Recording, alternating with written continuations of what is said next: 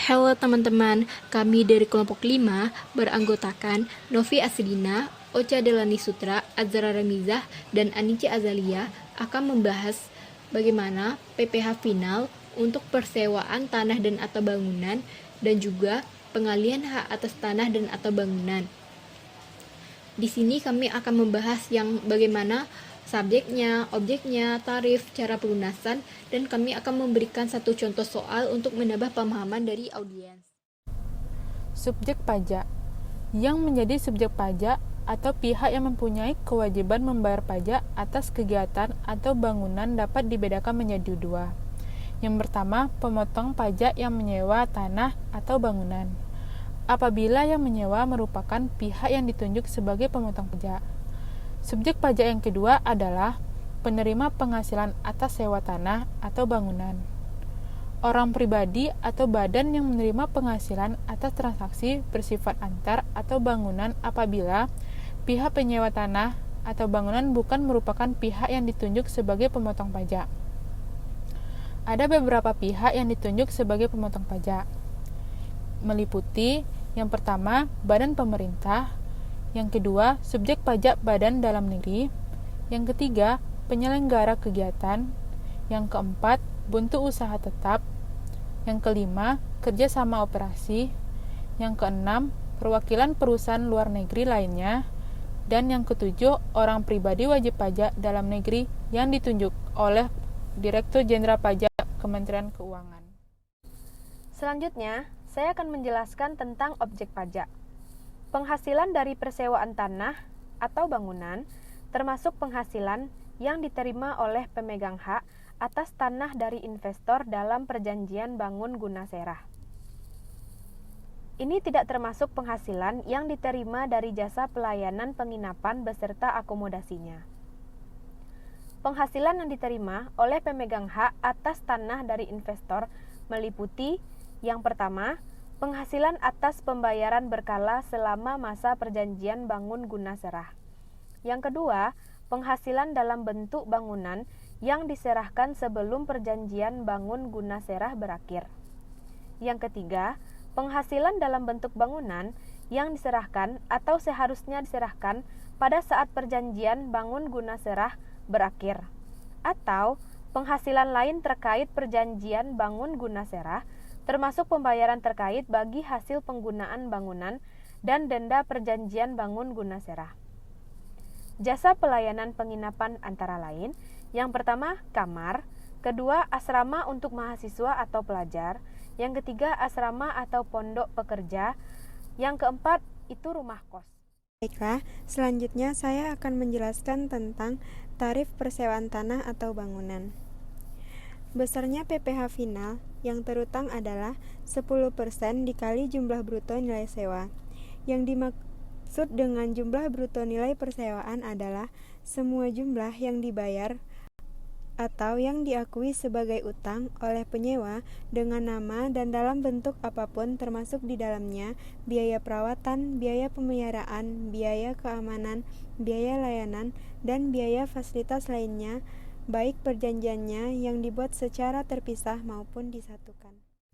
Cara pelunasan PPh terutang untuk persewaan atas tanah dan atau bangunan dapat dilakukan dengan dua cara, yaitu yang pertama, dipotong oleh pemotong pajak jika penyewa adalah pihak yang ditunjuk sebagai pemotong pajak. Yang kedua, dibayar sendiri oleh penerima penghasilan jika penyewa bukan pemotong pajak. Contoh soal, PT Citra merupakan pemilik gedung perkantoran menara yang disewakan untuk umum. Dalam mengelola menara, PT Citra mengadakan perjanjian kerjasama dengan PT Pesona untuk mengelola keamanan, kebersihan, dan melakukan perawatan di menara dengan fee sebesar 800 juta per tahun. Salah satu penyewa gedung perkantoran menara adalah PT Bagus yang membayar biaya sewa untuk 1 tahun sebesar 200 juta rupiah dan biaya service charge atau penyedia jasa keamanan, kebersihan dan perawatan sebesar 15 juta rupiah. PT Pesona membantu penagihan biaya sewa dan service charge kepada PT Bagus sebagai penyewa. Untuk menghitung pajak penghasilan terutangnya, adalah kita pakai rumus yang tadi, yaitu 10% dikali jumlah bruto nilai persewaan. 10% dikali 200 juta ditambah dengan 15 juta rupiah. 10% dikali 215 juta sama dengan 21.500.000. Karena PT Bagus sebagai pihak yang menyewa bangunan merupakan pihak yang ditunjuk sebagai pemotong pajak, maka atas penghasilan sewa yang diterima oleh PT Citra, wajib dipotong pajak penghasilan final oleh PT Bagus. Selanjutnya yaitu kita membahas mengenai pengalihan hak atas tanah dan atau bangunan. Yang pertama yaitu subjek, yang kedua objek, yang ketiga tarif, dan yang keempat yaitu cara pelunasan dan pengecualian dari pengalihan hak atas tanah dan bangunan tersebut. Yang pertama kita bahas subjek pajak. Yang menjadi subjek pajak atau pihak yang mempunyai kewajiban membayar pajak dalam kegiatan pengalihan hak atas tanah dan bangunan ada dua. Yang pertama, orang pribadi atau badan yang melakukan pengalihan hak atas tanah dan bangunan. Yang kedua, orang pribadi atau badan yang melakukan perjanjian pengikatan jual beli atas tanah dan bangunan beserta perubahannya. Sekarang kita masuk ke objek pajak. Yang menjadi objek pajak itu ada dua. Yang pertama, penghasilan dari pengalihan hak atas tanah dan atau bangunan, merupakan penghasilan yang diterima atau diperoleh pihak yang mengalihkan hak atas tanah dan atau bangunan melalui penjualan, tukar-menukar, pelepasan hak, penyerahan hak, lelang, hibah, waris, atau cara lain yang disepakati antara pihak. Seperti contoh, penjual atau yang menyerahkan tanah atau bangunan memindahkan hak atas tanah atau bangunannya kepada pembeli atau penerima melalui proses penjualan, tukar-menukar, pelepasan hak, penyerahan hak, lelang, hibah, waris, dan atau cara lain yang disepakati. Pembeli atau penerima hak menerima hak baru atas penyerahan tersebut, maka penjuallah yang menerima penghasilan pembayaran PPh final atas pengalihan hak atas tanah dan atau bangunan tersebut. Yang kedua, perjanjian pengikatan jual beli atas tanah atau bangunan beserta perubahannya adalah penghasilan yang diterima oleh pihak penjual yang namanya tercantum dalam perjanjian pengikatan jual beli pada saat pertama kali ditandatangani, atau pihak pembeli yang namanya tercantum dalam perjanjian pengikatan jual beli sebelum terjadinya perubahan atau adendum perjanjian pengikatan jual beli atas terjadinya perubahan pihak pembeli dalam perjanjian pengikatan jual beli tersebut. Contohnya, Tuan A melakukan perjanjian pengikatan jual beli terhadap Tuan B. Atas perjanjian ini, Tuan A dan Tuan B menandatangani PPJB yang dibuat di hadapan notaris. Sebelum masa perjanjian berakhir, Tuan B mengalihkan tanah dan bangunan tersebut kepada Tuan C, sehingga dilakukanlah perubahan PPJB di mana penjual adalah Tuan A dan pembeli adalah Tuan C.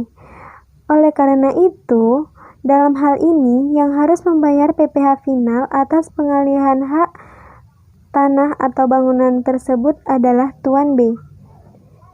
PPJB pada dasarnya merupakan perjanjian antara calon pembeli dan calon penjual terhadap objek tanah atau bangunan yang dibuat sebelum atau dikeluarkannya akta jual beli atau AJB yang dibuat di hadapan notaris. Aturan ini untuk mengakomodasi agar pengalihan hak atas tanah atau bangunan pada saat berlakunya PPJB tetap terutang PPh finalnya. Setelah berlakunya PP nomor 34 tahun 2016, maka ketentuan yang diatur dalam Surat Edaran Direktur Jenderal Pajak nomor SE strip 30/PJ/2014 tentang pengawasan atas transaksi pengalihan hak atas tanah dan bangunan melalui jual beli seharusnya menjadi tidak berlaku. Selanjutnya, saya akan membahas tentang tarif PPh. Yang pertama, 2,5% dikali dengan jumlah bruto nilai pengalihan. Yang kedua, 1% dikali jumlah bruto nilai pengalihan. Yang ketiga, 0% dikali jumlah bruto nilai pengalihan. Tarif PPh final atas penghasilan dari pengalihan hak atas tanah atau bangunan diatur sebagai berikut. Yang pertama, jenis pengalihan. Pengalihan hak atas tanah atau bangunan. Jenis bangunan yang diserahkan adalah bangunan selain rumah sederhana atau rumah susun sederhana yang dilakukan oleh wajib pajak yang usaha pokoknya melakukan pengalihan hak atas tanah atau bangunan dengan tarif 2,5%. Dasar pengenaan pajak, jumlah bruto nilai pengalihan ada dua. Yang pertama, nilai yang tercantum dalam risalah lelang. Yang kedua, nilai yang seharusnya diterima atau diperoleh atas jual beli yang dipengaruhi hubungan istimewa. Jenis bangunan yang diserahkan kedua yaitu rumah sederhana atau rumah susun sederhana yang dilakukan oleh wajib pajak yang usaha pokoknya melakukan pengalihan hak atas tanah atau bangunan dengan tarif 1%. Jumlah bruto nilai pengalihannya, yang pertama, nilai yang sesungguhnya diterima atau diperoleh atas jual beli yang tidak dipengaruhi hubungan istimewa. Yang kedua, nilai yang seharusnya diterima atau diperoleh berdasarkan harga pasar apabila pengalihan dilakukan melalui tukar-menukar, pelepasan hak, penyerahan hak, hibah, waris, atau cara lain yang disepakati. Jenis bangunan yang diserahkan yang ketiga yaitu pengalihan hak atas tanah atau bangunan kepada pemerintah, BUMN yang mendapatkan penugasan khusus dari pemerintah atau BUMD yang mendapat penugasan khusus dari kepala daerah dengan tarif 0%. Jumlah bruto nilai pengalihannya yaitu berdasarkan keputusan pejabat yang berwenang. Jenis pengalihan yang kedua yaitu perjanjian pengikatan jual beli beserta perubahannya. Yang mana jenis bangunan yang diserahkan yaitu bangunan selain rumah sederhana atau rumah susun sederhana yang dilakukan oleh wajib pajak yang usaha pokoknya melakukan pengalihan hak atas tanah atau bangunan dengan tarif 2,5%. Jumlah bruto nilai pengalihannya ada dua. Yang pertama, nilai yang sesungguhnya diterima atau diperoleh atas jual beli yang tidak dipengaruhi hubungan istimewa. Jenis bangunan yang diserahkan selanjutnya yaitu rumah sederhana atau rumah susun sederhana yang dilakukan oleh wajib pajak yang usaha pokoknya melakukan pengalihan hak atas tanah dan bangunan dengan tarif 1%. Bagaimana sih cara pelunasan PPh final pengalihan hak atas tanah dan atau bangunan? Cara pelunasan dapat dilakukan dengan dua cara. Yang pertama, yaitu si wajib pajak menyetor sendiri melalui bank persepsi atau kantor pos persepsi yang ditunjuk. Yang kedua, yaitu dipotong oleh bendahara pemerintah. Untuk lebih lanjutnya, yaitu kita dapat melihatnya dari 4 jenis pengalihan. Yang pertama, yaitu pengalihan hak atas tanah dan atau bangunan, yang dimana usaha pokok wajib pajaknya melakukan pengalihan hak atas tanah dan atau bangunan yang melakukan penyerahan kepada selain pemerintah. Maka saat terutangnya adalah saat diterima sebagian atau seluruh pembayaran atas pengalihan hak atas tanah dan atau bangunan. Yang kedua, yaitu pengalihan hak atas tanah dan atau bangunan yang dimana usaha pokok wajib pajaknya selain melakukan pengalihan hak atas tanah dan atau bangunan yang melakukan penyerahan kepada selain pemerintah, maka saat terutangnya adalah sebelum akte keputusan, kesepakatan atau risalah lelang ditandatangani oleh pihak yang berwenang. Untuk kedua jenis pengalihan ini, cara pembayaran jatuh tempo untuk PPh finalnya yaitu dihitung berdasarkan setiap jumlah pembayaran termasuk uang muka, bunga, pungutan, atau pembayaran tambahan yang dipenuhi oleh si pembeli sehubungan dengan pengalihan hak atas tanah dan atau bangunan. PPh ini disetor sendiri oleh si wajib pajak paling lambat tanggal 15 bulan berikutnya setelah bulan diterimanya pembayaran. Pengalihan yang ketiga yaitu pengalihan hak atas tanah dan atau bangunan yang dimana usaha pokok wajib pajak untuk semua usaha yang melakukan penyerahan kepada pemerintah. Waktu terutangnya adalah sebelum pembayaran atau sebelum tukar-menukar dilaksanakan. PPh-nya dipungut oleh bendahara pemerintah atau pejabat yang menyetujui tukar-menukar tersebut. Pengalihan yang terakhir yaitu Perjanjian Pengikatan Jual Beli atau PPJB beserta perubahannya yang mana usaha pokok wajib pajaknya untuk semua usaha. Saat terutangnya adalah sebelum terjadinya perubahan atau adendum PPJB.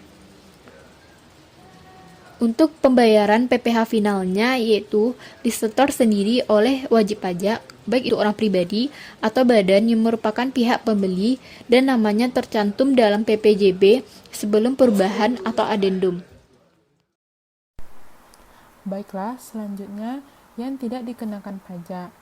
Pengalihan atas tanah atau bangunan berikut ini dikecualikan dari kewajiban pembayaran atau pemungutan pajak penghasilan, yaitu yang pertama, orang pribadi yang mempunyai penghasilan di bawah PTKP yang melakukan pengalihan hak atas tanah dan bangunan dengan jumlah bruto pengalihan kurang dari 60 juta dan bukan merupakan jumlah yang dipecah-pecah.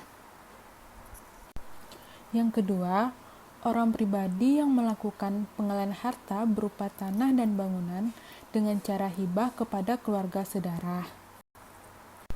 Yang ketiga, hibah oleh badan kepada badan-badan.